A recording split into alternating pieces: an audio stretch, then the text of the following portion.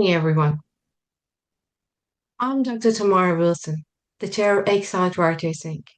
It's a great privilege for me and my colleagues from Exiled Writers Ink to be marking the centenary of Black History commemorations with an amazing group of poets from the Africa Migration Report Anthology series, From Here to There.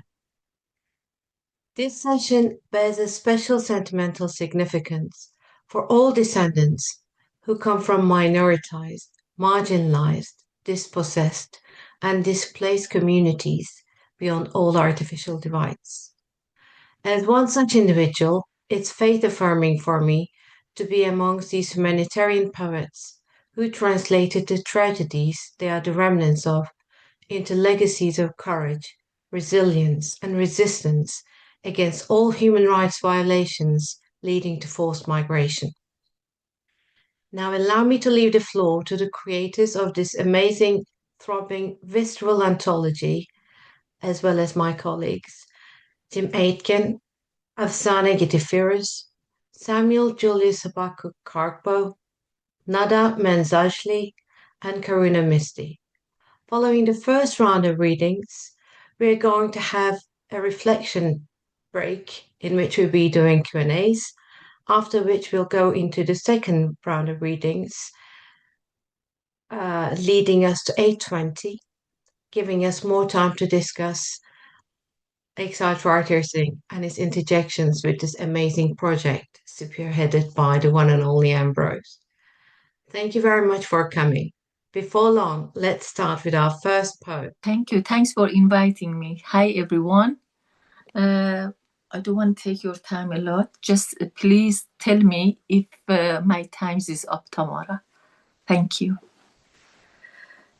No farewell. In this house where dust has made its home, rotting floorboards creak, rooms are trapped in long, dull silence, spider webs wailing the kitchen stove, a bathtub embracing dried water stains. I speak of this abandoned home that remembers children racing across in floorboards, a couple making love in its rooms, a kitchen rich with scent of baked bread, lace curtains recalling beauty in the top. In this house, from within these walls, the family left in a rush, said no farewell to their home, leaving the house behind, waiting and lonely. Thank you very much, Afsaneh. That was very powerful. Thank you. I don't know, should we share a screen or I just read? I'm going to read then. The second poem, which in this book, I don't know, To Lay Sun into a Forest, about grief and migration and far from your country and land. Two of my poem in this book been published, I read from there. The name is Loss.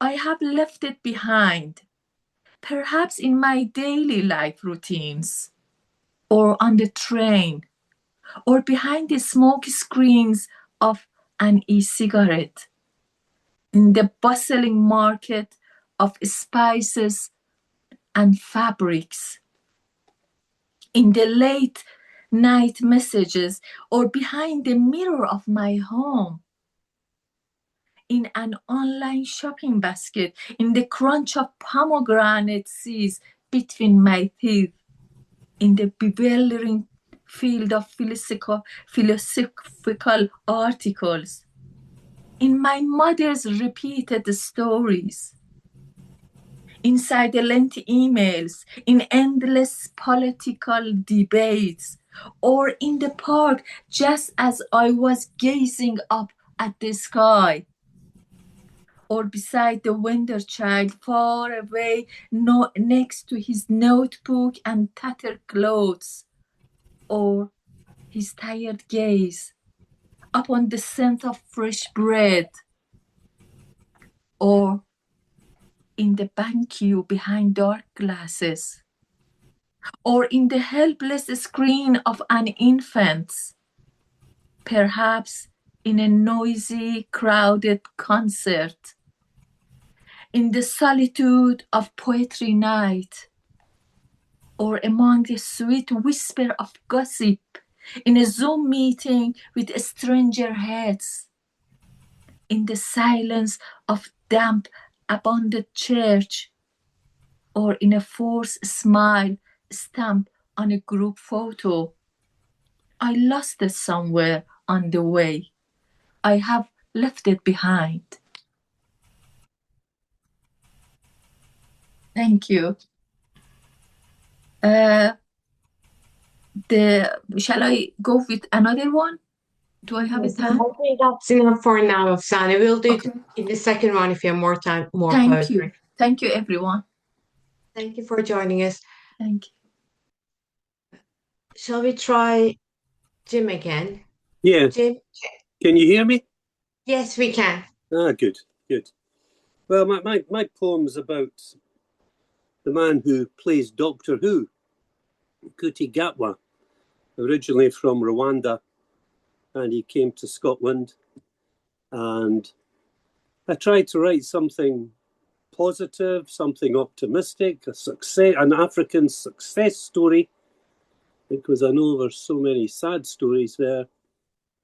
But his story is also quite sad in some ways, but he's a great survivor, but like Africa itself. So my poem's called Nkuti Looks Back. Of course, some people ask me about being born in Rwanda and about the Hutus and the Tutsis, once they know I came from there. I tell them little, for I was little at the time, a toddler of a few years. We fled the genocide and came to Scotland, first to Edinburgh and then over to Fife. We fled genocide and found racism. My mother told me, get on with it. And I did. And they grew to love me, just as I always knew they would. At the Royal Conservatoire in Glasgow, studying there, I soon discovered that the Hutus and Tutsis met their match, with fans of Rangers and fans of Celtic. I graduated in acting and headed to Dundee, to the Dundee Rep Theatre. 3 strangers attacked me once and broke my jaw. Yes, I got on with it and got a titanium one instead. I don't want to boast, but I have performed at the Globe, starred in Sex Education and Barbie, and have just become the 14th Doctor Who, the 4th Scottish Doctor to date. And later, this year, I will perform at the National Theatre as Algernon Moncrieff in Oscar Wilde's great play. Not at all bad for a lad from Nyungageri, Kigali, and they are also proud of me back home. Yes, I am an African migration success story, and a success story for Scotland as well. And all I want, all I have ever wanted, is to be happy inside my beautiful black skin. Thank you. Thank you very much, Jim. Now we're turning our spotlight to Samuel. Samuel, would you be able to share your poem with us? Yes. Hello. Can you introduce yourself as well, Samuel? Okay. I'm Samuel Julius Kargbo. I'm from Sierra Leone. I'm a poet, and I would like to recite a poem that I call The Map Refuses to Open. Thank you so much. And we go like this. The map refuses to open its mouth. It keeps translating land into law, selecting which color of people may enter. We travel with papers that pass away before we arrived, with names that do not cross checkpoint intact. The gate of hope rejects hope. Night arrives carrying the same passport for everyone, then take it back at dawn. The road asks questions the body cannot answer. The body answers anyway. Shriveled spirit, vultures standing by, waiting to spread the headlines of death. Somewhere a border is learning to breathe without lungs. Somewhere a mother is praying for her children to survive and live. We wait in the place of waiting, which has become a language. Do you really speak English? Tense spelling time, time spelling hunger. The children learns geography from cues. The mother learns silence from stamps. For many, the road ends at Dover, where cliffs have been trained to say no. A line is drawn. We stand inside it until it becomes conditional. Why say move legally when the law has already moved without us? Why say move legally when the law has already moved without us? Thank you so much. Thank you so much, Samuel. It's yours, Karuna. Please introduce yourself and share your poem with us. Yeah, sure. So I live in central England. I'm from an Indian background. Both my parents are from India. They emigrated and moved to England. I was born here. And I'm a poet, I'm a writer, an artist, and I have a science background, so I have very interesting views about life. And from this compilation, I've got two poems. One of them is called The Isthmus That Splits Us, and the other one is called Perspectives. Would you like me to read both? As long as they can be read within 5 minutes, yes, please. Yeah, sure.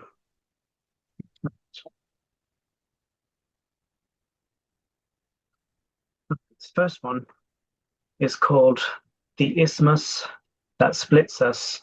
And if you don't know, an isthmus is a section of land which is almost like a bridge between two large pieces of land.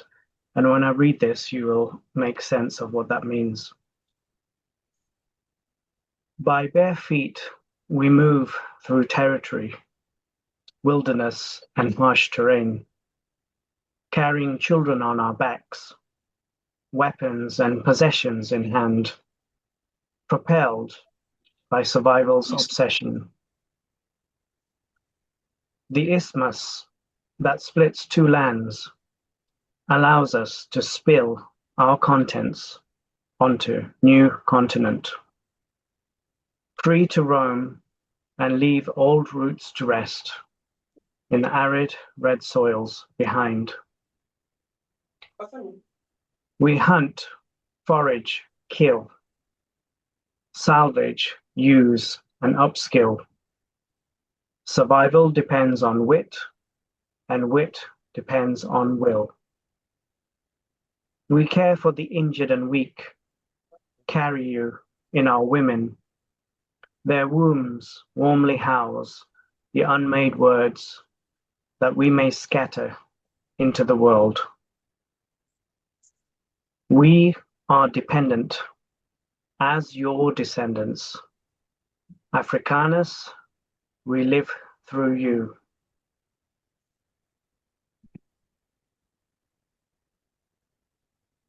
The second poem is called Perspectives, Home from Home, and it's about life moving around and relocating. A house is not a home, just brick as its bone. No TV or computer, barely any furniture. Mold in the bathroom, dust in the bedroom. Replace the wallpaper with last month's newspaper. Staring at blank walls when no one calls. Pay as you go, paying top up too slow. Not a soul in the house, except for a mouse, when nobody's around to hear a living sound. Switch the central heating or pay for eating. Decide. Make ends meet in this filthy old street. Suicide. Try to be hopeful and not give up when life is proving more than tough. Meant to search the meaning of life when life is not filled with strife. Find me some upliftment, grant me that fulfillment. Back home, friends and family made for a community. Meals were certainly better when people ate together. Here, to lift one's spirit is by no means an easy ticket. Different weather, cuisine, and culture, but a new life to find by shifting my mind. Overcome my nerve and selflessly serve society. Do not expect and perhaps earn respect. Dignity. Thank you very much.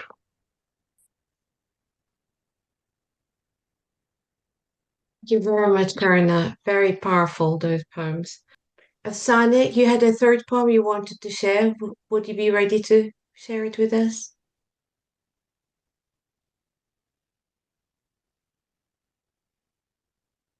Sorry. The name is Rejected Land. Welcome to the rain, I smile. The sun was beating down on the seas, you say. I was waiting for a friend to come, I say. You say you have lost yours. I offer to read my poem to you. You say, you know only eulogy by heart. I start to share my light memories. You talk about your heavy backpacks. I brought these sandwiches, I say. Which one do you like? You say, the one that lasts longer in your backpack. Listen, I say, the children laughing in the park. You say, you only hear their cries on a boat. Where do you come from, I ask? Where the skies were invaded by missiles, you say. Where the stars could no longer shine. Where though, I ask? You say, your land rejected the living, so you took to the sea. Beautiful. Thank you so much, Afsaneh. Thank you so Thank very you. much. Thank you. That leaves us to the discussion period now. We have 10 minutes. We can exchange ideas about the shared poetry, give us your comments, or if you have any questions for our poets, feel free.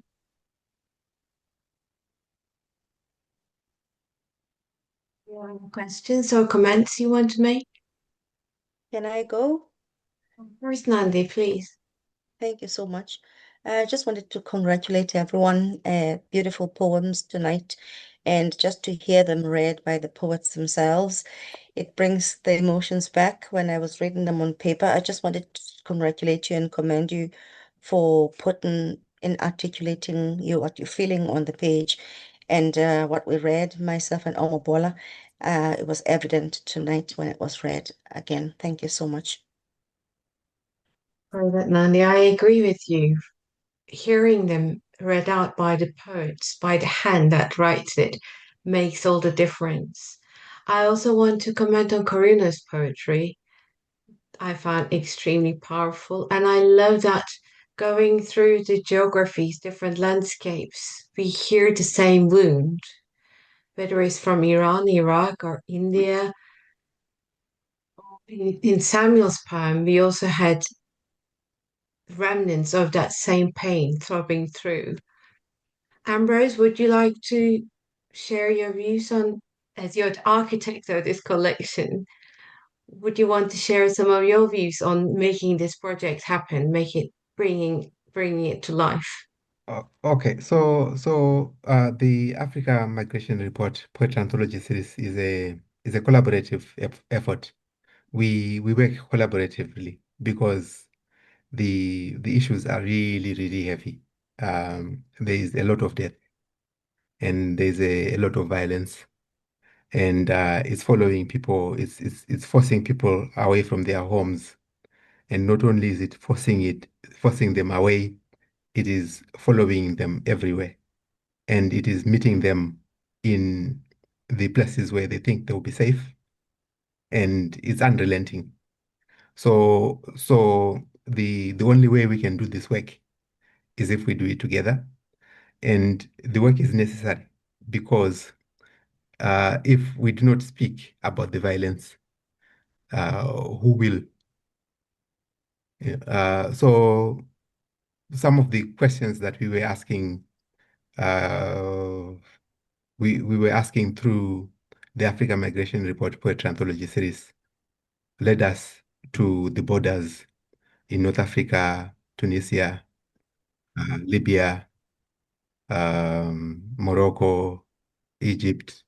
They also led us to the Mediterranean, to the informal refugee camps in France that are increasingly looking like human zoos, to the English Channel, where African and Asian refugees are drowning, to Britain, mainland Britain, where again African and Asian refugees are being treated like commodities to be swapped between former slave trading empires, and to the protracted waiting that Britain is imposing on black and brown refugees, and the warehousing, the treating people like units, like commodities to be exchanged, all that are some of what we have been looking at. And the only way we can do this work is if we do it together. And I think it is imperative that as poets, if we do not speak, who will? So personally, for my part, I really appreciate, gatherings like this, even though the subjects and topics are heavy and difficult. I think it is necessary for us to speak to those difficulties, to that pain, to that violence, because the hope always is that through this, through naming what is happening, change can happen. I think that is all I can say for now. That was wonderful. And I want to add on to that because what struck me when I was going through your amazing anthology was that it is beyond landscapes. It does speak of a very human tragedy. It has a very human soul. And I love that using poetry, we can translate these very sometimes community bound or tribal pains into global throbbing aches in which I see my pain in your words, you see your pain in my words. And I think that's how we unite and stand against the mechanisms that perpetuate these tragedies in different landscapes. Would anybody want to add on to what's being spoken so far or open a new field of inquiry? I Any just comments? I All right. just mentioned small things. I really like the poem between friends and poets distinguish between home and house. It was so bold. You could see in all the poem you could hear, and it's very effective.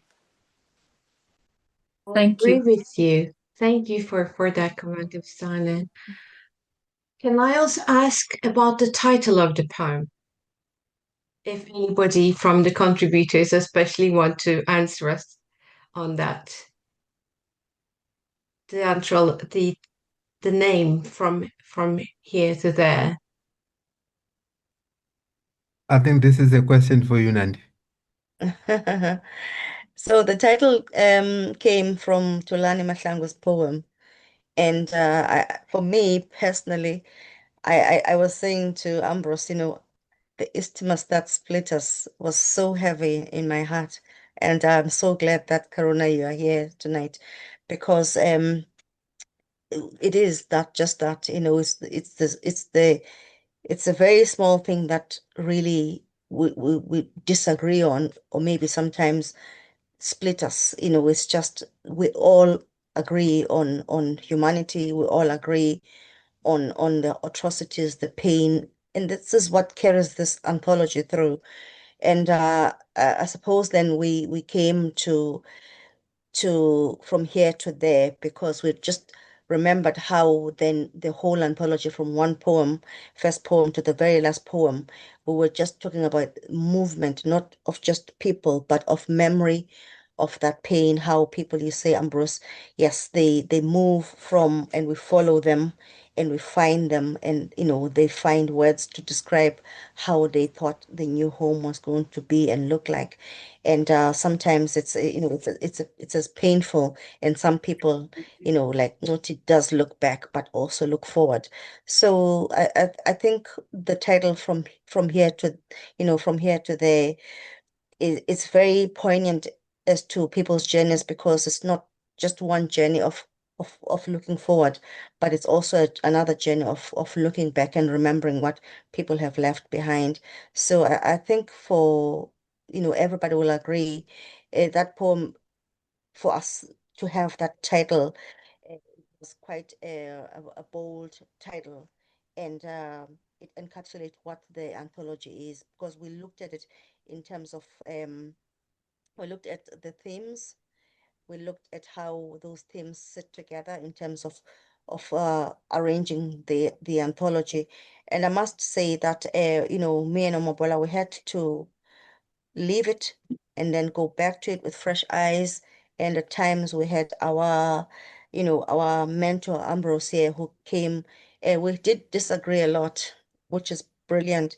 And Ambrose was our referee at times, and we needed coffees and bars of chocolate and spokes.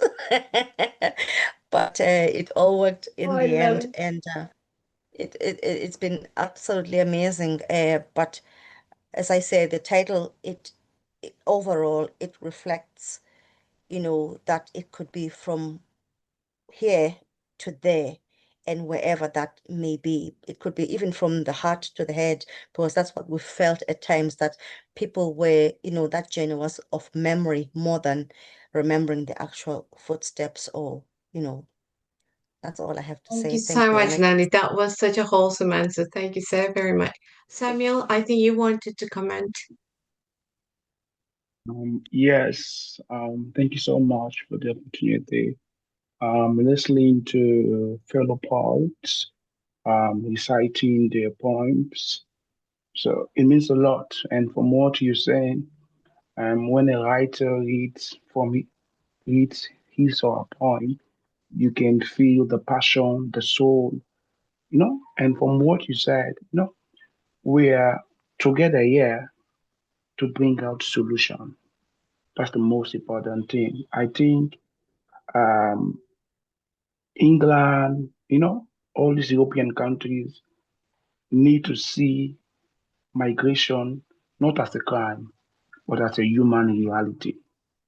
Yeah, because if they keep seeing it as a crime, the violence, the racism, the discrimination, it will not stop. But we are here as poets, you know, writing, expressing. Some of us have experienced it. Some of us, we have experienced it from somebody. So I think our poems is is these poems are expressions for us to send a message to the world that we need to see each other as humans.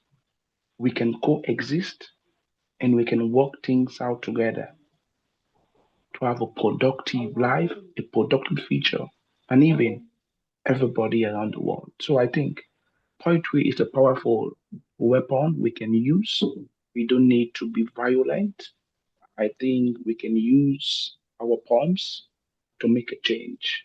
And I'm so happy for this kind of initiative because it really touches our heart. Thank you so much. Samuel, very powerful and relevant. Could I say something? Roseanne, please. I was going to say, I would like to just mention Jim's poem, because that was one that had a very positive message. And I do think that while we do need to always draw attention to various kinds of injustice and violence that migrants experience all the time, we should also be promoting the success stories and the contributions that migrants make, huge contributions. I mean, only today I took part in, I'm taking part in a medical, well, it's a huge kind of, oh, sorry. I was just going to say that only today I took part in a medical, I suppose it's a study. It is involving millions of people, and I had to undergo various tests, and the nurse was from Africa. When I went to get my COVID injection a few months ago, there was a nurse from the Philippines, and it's that kind of thing we also ought to be promoting, the way that people from other countries are making a huge contribution to our society. And we only ever hear from people like Nigel Farage about the negative.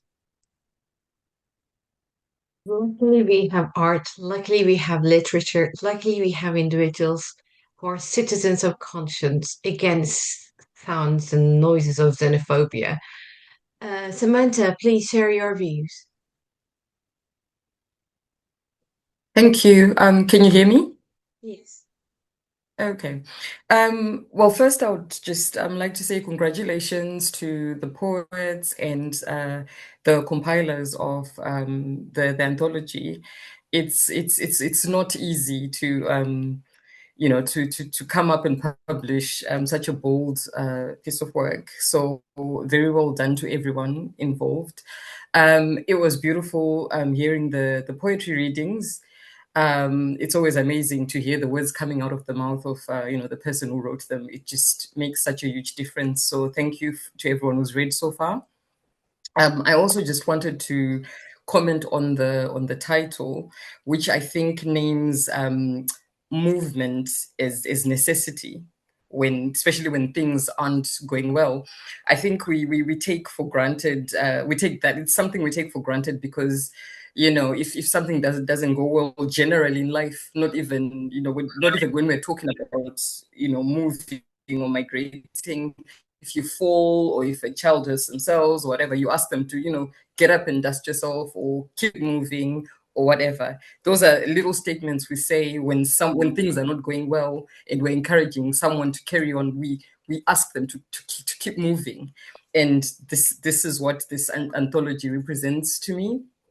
It's about people who've experienced hardships in their countries of origin, from wars to famines to economic, hardships, and they've had to move in order to stay alive. So, thank you so much for bringing this all together into one book. There's just so many pieces in there that are relatable, that resonate, and I think it's a book that needs to be read very widely. And yeah, I just wanted to say congratulations. Thank you very much. And on that note, let's now move on to the next round of our readings. Thank you so much, Samantha. You're going to be sharing one of your poems, I'm hoping to hear. Ambrose, shall we start with you? The second round, Javi isn't with us, sadly. So we can ask one of our other poets to read one more poem. Or if Nada is in now. Nada. Oh, Yeah, Nada, let's start with you, and then we'll go to Samantha and then Ambrose. Thank you for joining us, Nada. Hello. Yeah, that was lovely. I was wondering, I haven't received the link, and I was scared. How can I join? How can I join? And then I found it on the website. So Okay, sorry, Nada. no We should problem. be making notes about this. Sorry, forgive us. No problem. You are forgiven. Okay, so I have only 2 poems to read. So shall I read now one? Yeah? First, would you like to introduce yourself to our audience? Of course. Okay, well, my name is Nada Menzalji. I'm originally Syrian. I moved to London since 1998, long time ago. Worked all kind of journalism. Before I was a civil engineer, but coming to London was like having my real identity, because I've never liked to be civil engineer. I always been a writer.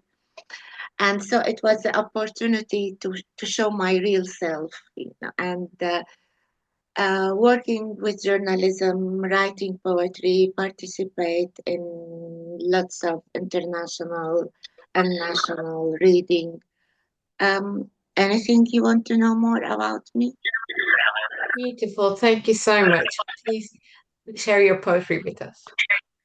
Okay, so this poem, the first one, is called Land of Strangers.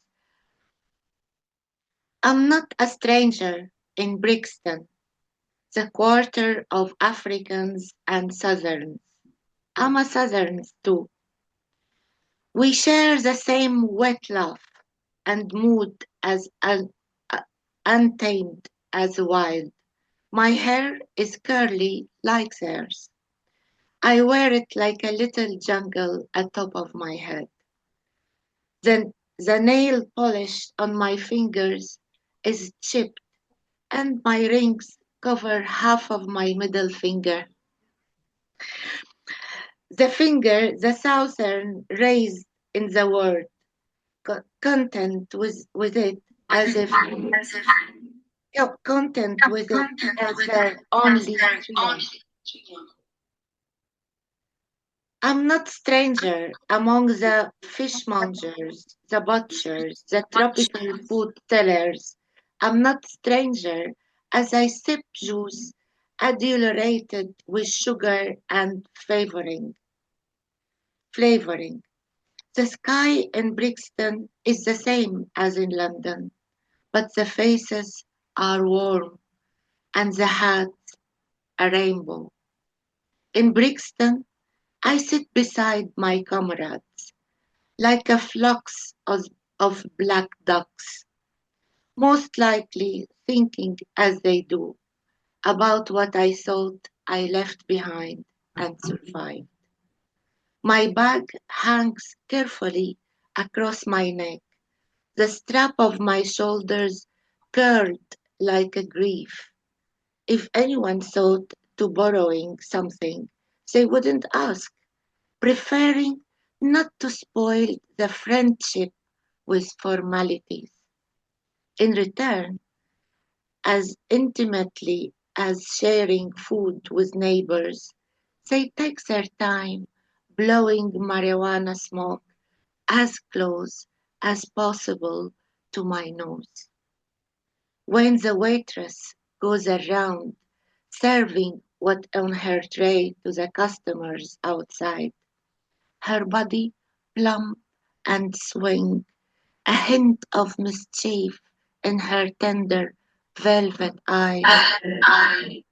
She leaves a touch of familiarity, as if an entire extended family, from grandparents to grandchildren, were walking on those two legs. In Brixton, it's cold and it rains too, but the Caribbean musician is patting the belly of his guitar now. Thank you.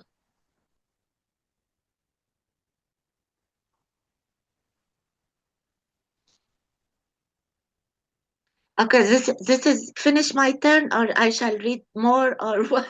What do you want me to do? I think more. I think more. Tamara, what do you think? Okay, I have only one. Okay. Okay. Well, I mean, as you have seen from the first one, some places make you feel less like a stranger. Others teach you what exiled really means. Sometimes that place is inside your own walls. So the other one called distant lands. When the cold goes feral in distant lands, and you are alone at night, like a useless third chair leg, deceiving a spider web, for fear of the void snapping, counting fingerprints on your body and saying, I'm alive. No one knows this like you. It's been a long time, my friend. And you know it very well. Your key has been lost. The cold runs wild. So strip of your thick dressing gown. Pour your cup of hot tea in the sink. Tear apart your kilt. Turn off the heating. Sore is this foreign warmth. Shiver. Let the inside of you be like the outside. You resemble this cold, so let it resemble you. Your home locked in frost, and your wires from the stab of the cold, as from the bite of pain. Here you are, the purple dream you chased, the illegitimate son of adultery. His father is red, like your burning desires. His mother is a cold blue, like the snow of exile. Your lukewarm purple dream, lukewarmness, your largest share of this world, lukewarmness heavier than death.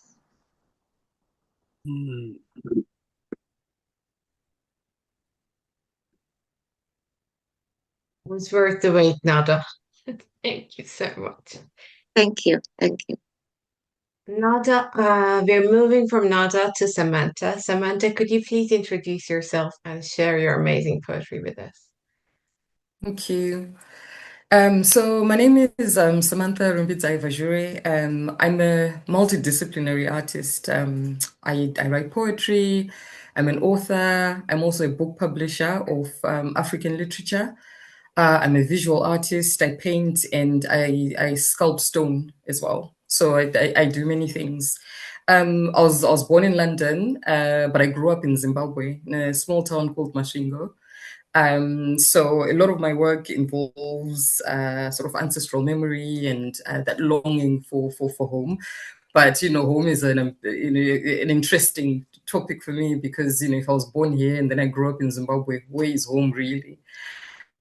So I explored that theme a lot in my work. I live in South Wales and with my family. And there's a lot to say about myself, but let me not take too much of your time. So rather than sort of reading my sort of published poems, I decided to actually write a new poem this week. So this is the first time I'm reading it here. And what I did actually was, I think as a forced migrant, it's very difficult when you're writing, because when you go into writing mode, you become an advocate. You're advocating various causes, and usually it's very difficult to be positive when you're doing that. You tend to see the negative side of things. So I challenged myself to write something that had some pockets of joy in it. And I came up with this poem called Pawpaws from Peel. I think a lot of you know the fruit, the pawpaw. Some call it papaya, and it's my favorite fruit. So this is just about the experience of going to buy pawpaws from a place called Peel, which is a very deprived area in Newport or South Wales. So pawpaws from Peel. The pawpaws from Peel taste like nirvana, like the ones from my mother's orchard where loquats, guavas, peaches, bright yellow mangoes and pawpaws burst in our mouths, sweet as honeycombs taken straight from hot paradise. That was before my country went to the dogs, before we left in search of better futures, before everyone I loved began to die. Commercial Road in Peel is in Newport's most deprived postcode, constantly measured, then abandoned. They say it's a dumping ground for illegals, Africans, Asians, Eastern Europeans, Caribbean. Babylon hovering like flies on shit, as if surveillance counts as care. Druggies on bikes, child drug dealers, boy racers abound, prostitutes at work, injections, beggars, mothers walking hurriedly with children limping behind, pockets, sativa and indica rising to conquer the air like incense in the house of the Lord, professional thieves, heaving with exchange, vans unloading, women offloading. We come here to get our afros trimmed or braided, our dreads locked, Ankara dresses tailored, or to look for things supermarkets don't stock for people like us, in quantities for us, with prices for us. They say Peel Gwenley is renowned for its refusal to integrate. But this is why I'm here. Inside the intercontinental shops, accents float assorted like music to my ears. I'm in the most dangerous place in Wales. So why do I feel so safe? The shelves are heavy with large creamy avocados, unashamed plantains, some ripe, some waiting their turn, desecrated coconut for the fried plantain chips, white sweet potatoes, pomegranate and dragon fruit, citrus with seed, key lime, fresh tiny ginger, okra, offal, fresh fish laid on ice, goat for slow cooking, and oxtail for Sundays, roadrunners, chickpeas, lentils, beans in more varieties than the census allows, pistachios, macadamias, almonds, nuts going nuts, fonio, millet, quinoa, grain upon grain, spices lining walls from cardamom, tarragon, oregano, marjoram, to flavors that survive hardened borders and misfiled histories. Moringa, baobab, hibiscus. I shop like a child set loose in a sweet shop, but I know the difference between indulgence and need. The real treasure is always in the pawpaws here. Never persuaded into sweetness, melt in my mouth, I forget where I am. I return to the valleys exhausted and keep things simple tonight. Lime chili and coriander. Tomorrow, I'll cook up a storm fit for royalty, igniting turmeric with black pepper, crowned with crushed purple basil leaves and whole black mustard seeds, hips swaying through the kitchen to bouquets of joy and the sound of neo-soul queens, Erica, Jill, Lauren, Eska, music that understands survival as pleasure. This is how we do when the systems fail us, celebrating life with pawpaws from Peel. Thank you.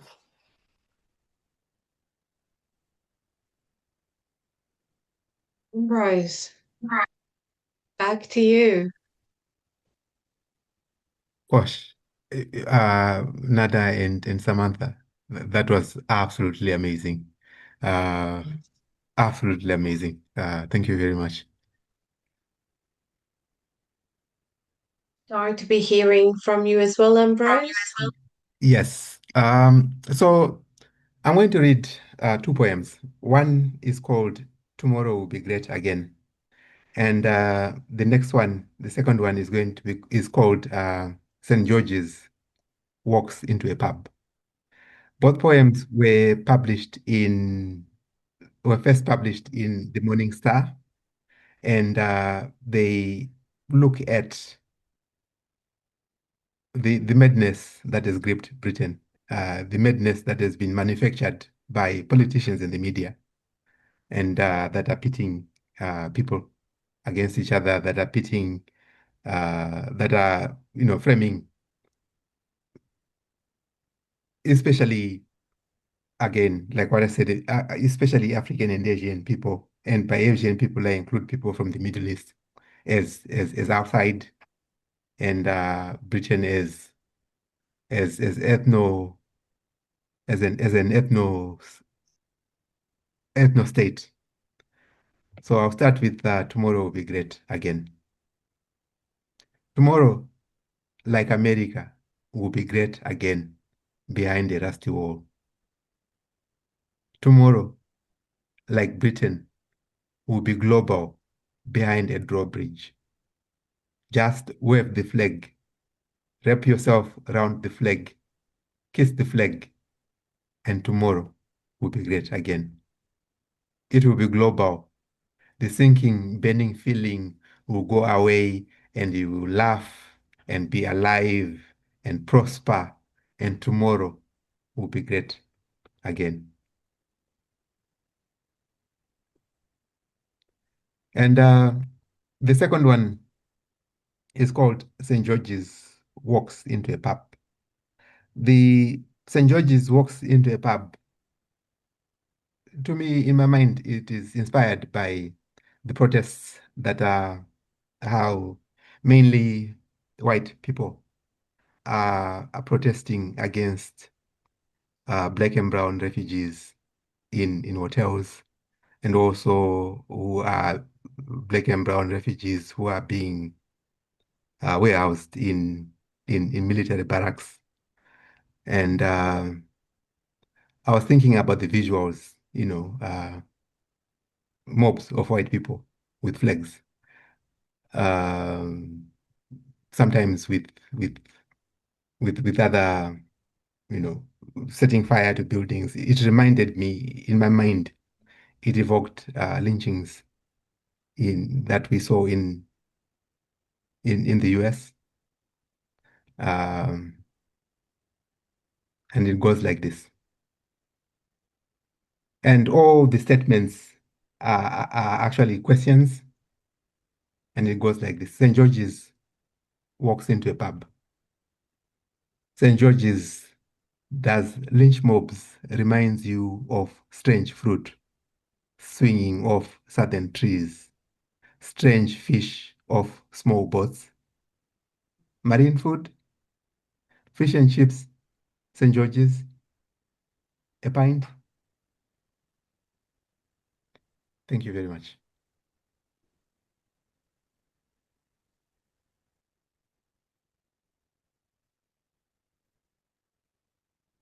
That was amazing, Ambrose. Really, really got me hooked.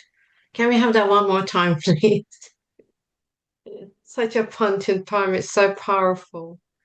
It's like a punch in the gut. Yeah. So it's St. George's walks into a pub.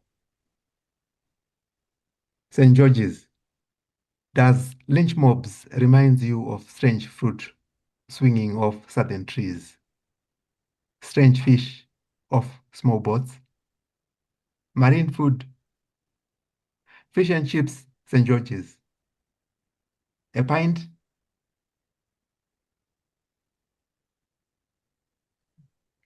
And incidentally, one of the things that, uh, you know, some people are not aware of is that St. George's is actually the patron saint of many places. He is the patron saint of Palestine, Syria, Lebanon, Georgia, I think Greek from what's modern day Turkey. Yeah. So, yeah. And he has been appropriated by white nationalists in the UK. As far People as I know, appropriating a fish and symbol chips that isn't very British either. it was introduced by refugees, wasn't it? By It Jewish was, wasn't refugees. it? Yes, indeed, indeed. I am blown away by the brevity of the poems shared this evening, the histories, the legacies. But what's most touching to me is how it's going beyond the tribalism, beyond the nationalism, beyond all forms of patriarchal mechanisms that divide us into an us and them. I love that it speaks of human, from human to human. And this is quite touching for me, and I'm sure it is for you all. And on that note, I'd like to bring it to Exiled Writers Ink, which is a collective of writers and poets from diverse backgrounds that wants to be first and foremost people of conscience. We are a collective that stand against oppression, that stands against suppressive governments, regimes, about all the tragedies that have displaced, dispossessed, and forcefully assimilated people. And now on this side, once that transformation finds itself where we are transported into foreign lands where we try to make home again, we are stripped of the last remnants of our human selves, our dignities. So against all that, Exiled Writers Inc. is united with the global collective, and it stands against all regimes and all censorships, and is looking forward to making more collaborations with amazing people like you, Ambrose, Samantha, Karuna, Nandi, Nada. We're so grateful to all people who share their poems today with us, to all creatives, to all people of conscience who is determined to make tomorrow different than today, and who are united in their humanity beyond all borders and all artificial divides. Do you have any questions, any comments? If you want to find us, join us at Exiled Writers Inc. We'd be very happy to host you, to befriend you, to share moments and poems with you. Just sign us at Exiled Writers Inc.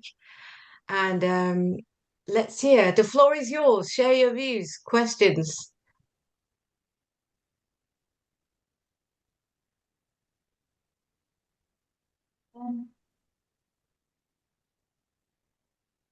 Yes, Jim, please go ahead. I just want to ask the editors and Ambrose, has the book been selling well? You know what they say when the reviews have been great. Yeah.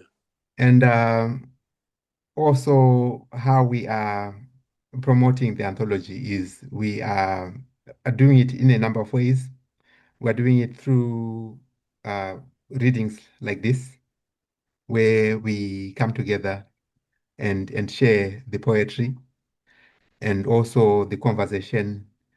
And we are thinking of the Africa Migration Report not only as a print project, as an anthology in the traditional, conventional sense that you have anthologies.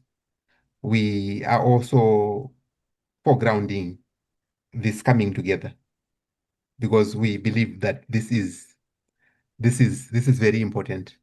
Poetry for us is not just words on a page.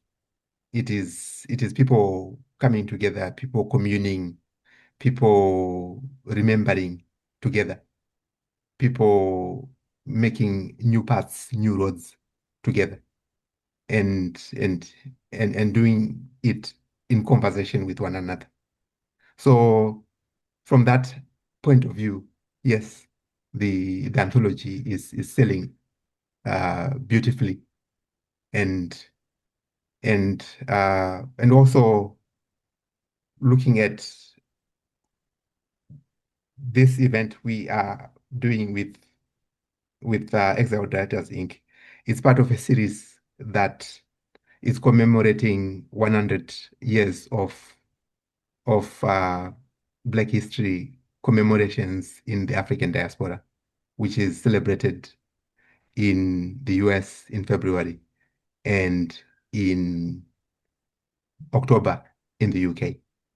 So what we are doing is we are spanning February and October, and also October to January the following year, because we think that these conversations, we haven't started.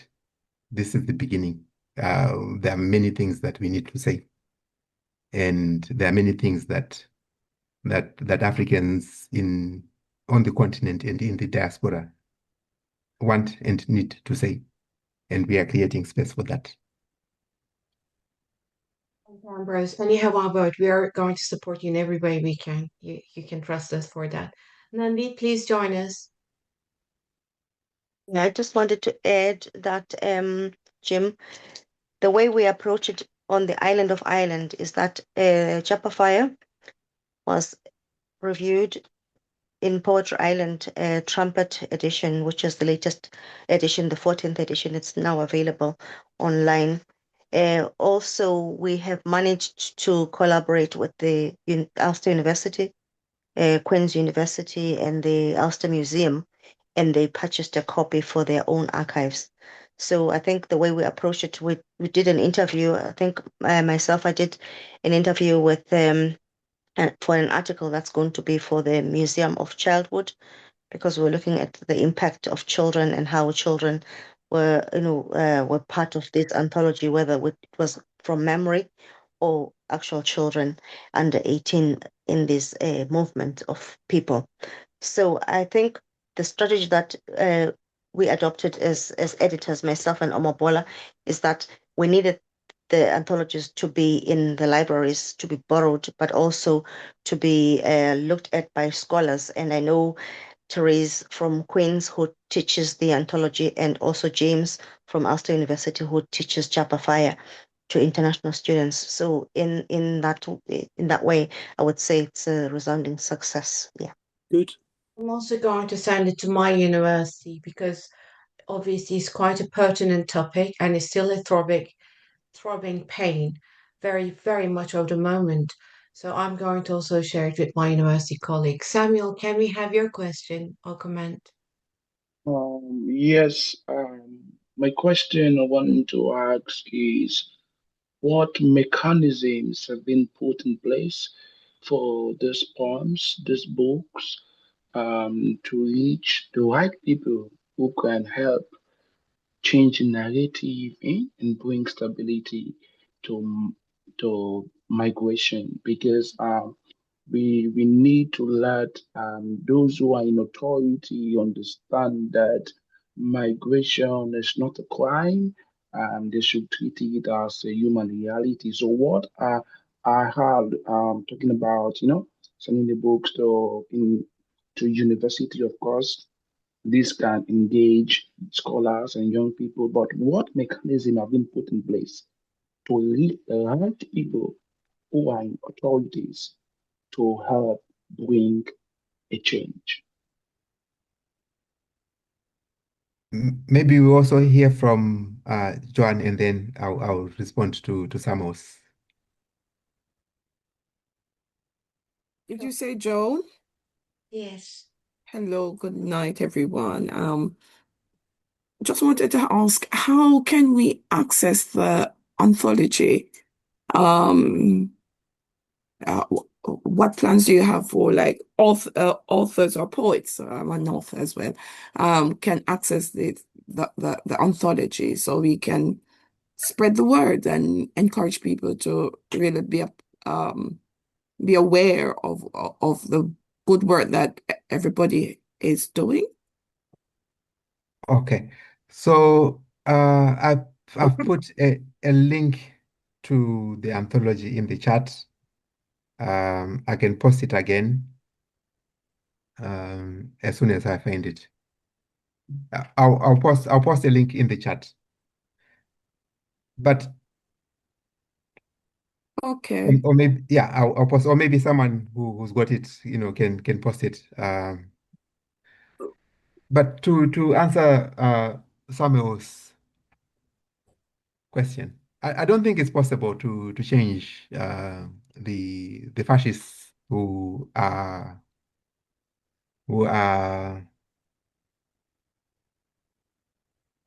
I think they're fascists.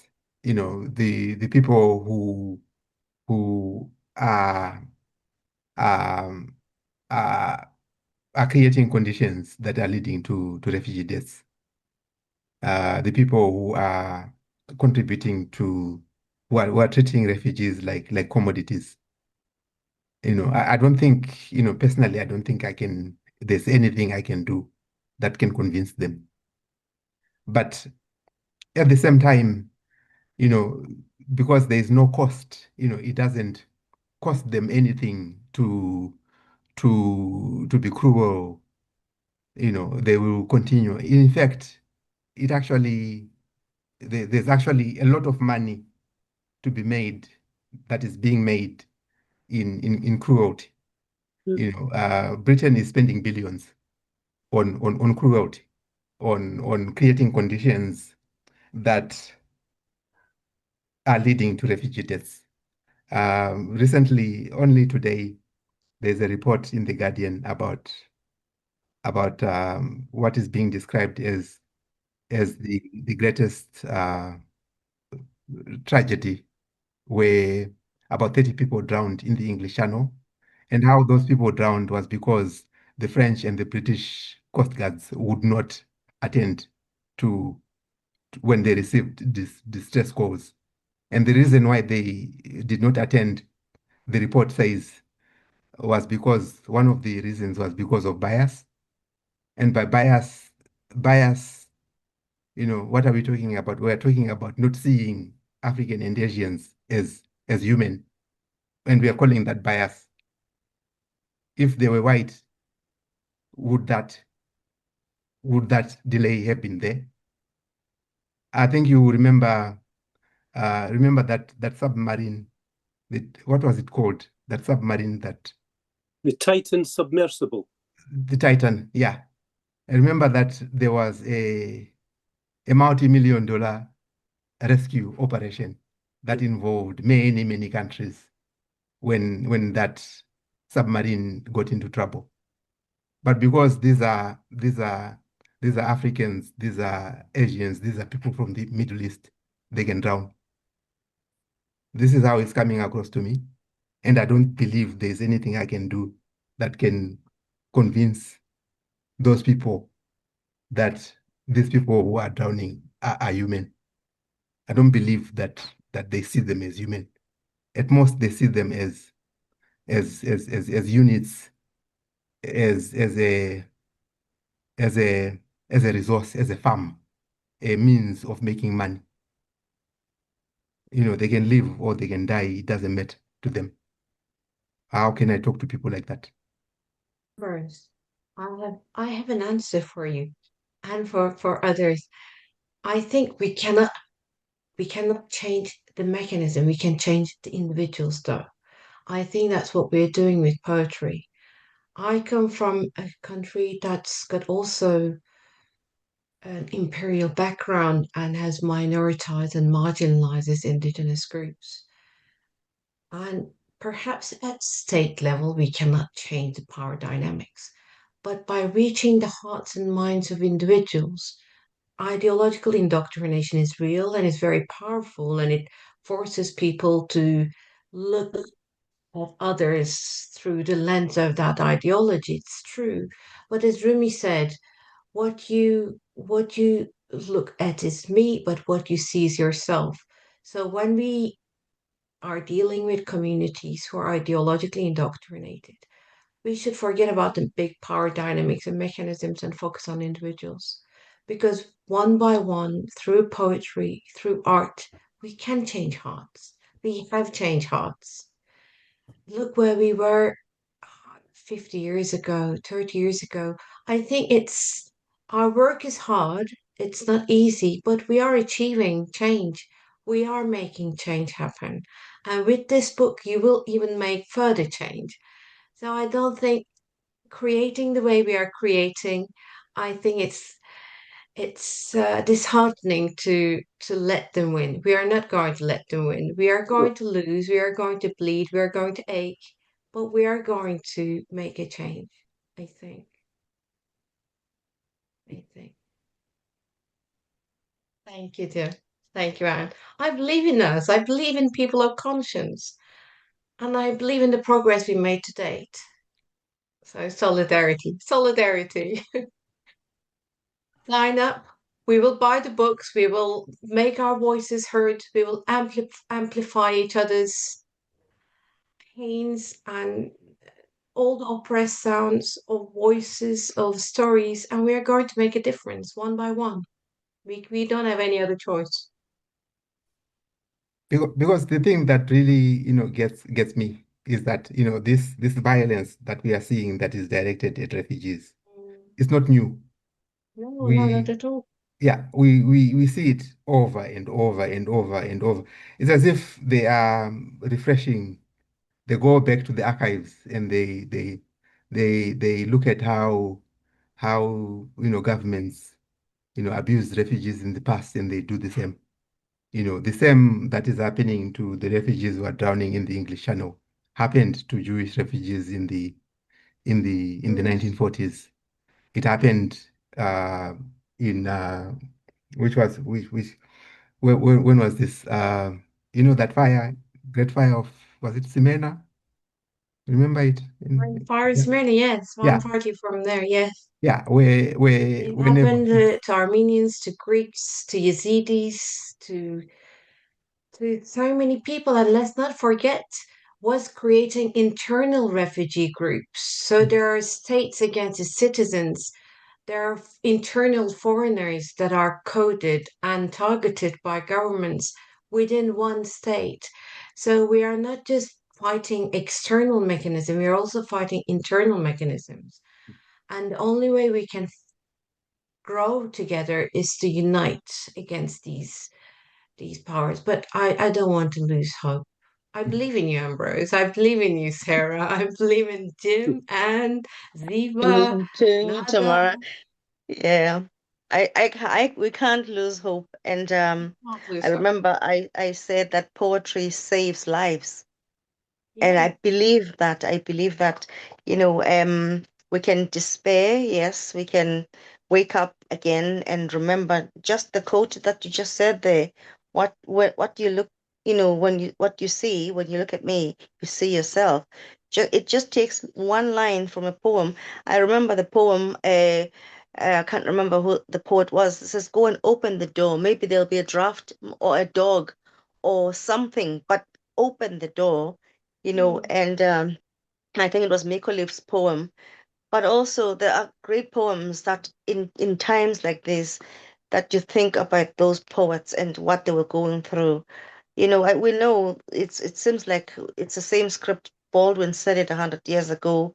Audre Lorde said it. But because of those books, we know that it's possible that we survived. That's why they survived, and we will survive. And I think these books are archives that we're going to leave for the next generation, that they know that we fought. And nothing really, because I grew up under apartheid, and I would like to think that the children that are growing up in South Africa didn't think that we left and we are living a good life. But they need to understand that they are still fighting there. We are fighting here. and it's for the embetterment of everybody. It's not when you immigrate that you in this green or these green pastures that you simply forget. We didn't forget. We'd never forget. We have 10 minutes. Any comments, any additions, questions? Ziva,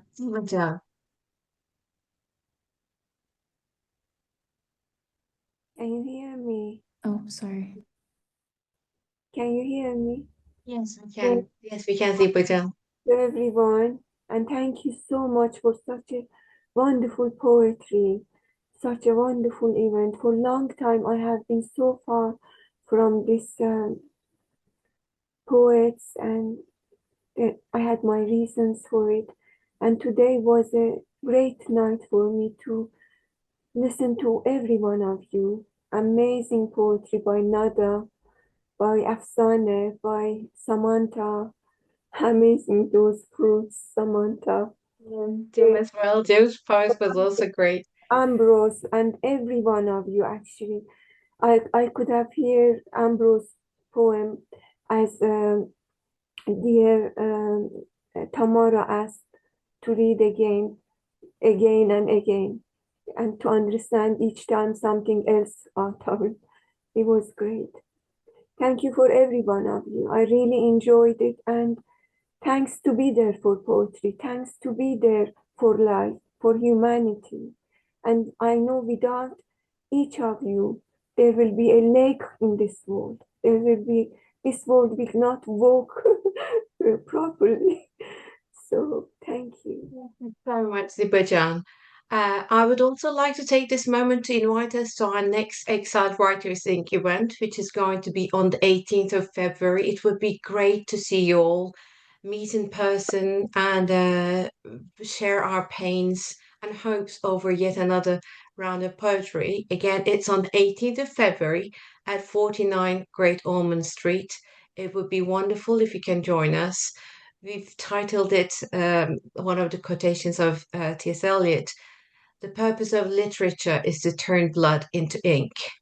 So hopefully you will come and join us and share your stories, your hopes, and your pains with us. Thank you all for joining us tonight. Thank you. Thank you Thank for you. this I think wonderful John, anthology and wonderful poetry, Ambrose. John wants to say something. And just a quick question. For the one on the 21st, is it in person? There's a The reading on the 21st of February. the one that's focusing on the English channel of Yeah. British Suspicion Chips Is is it going to in be online. person? It's online. It's online. Yeah. Okay. There's one that's taking place on the 18th at De Montfort University in Okay. Leicester, which will be hybrid, online and in person. Okay. But maybe I was not fair as well to Samuel in my response. Maybe I should say what I should actually say, which should be the thing to say really, is that we have hope. We hope that by talking, by meeting like this and sharing our thoughts, change will come. And one of the points that need to change, one of the points that really needs to change is how British politicians and the media are talking about the refugees who are using the English Channel. Most politicians and most newspapers are calling them what? Illegal migrants, and they are focusing on the illegality of the crossing. People are using those routes because there are no alternatives. And these are people who with known protection needs, who once they get into the asylum system have got grant rates, some of which go up to 87%. And the state is calling them illegals or illegal immigrants, and it's criminal. It's really criminal. politicians and media who are doing that are, in my view, committing crimes. They are facilitating crimes. They are leading to people dying.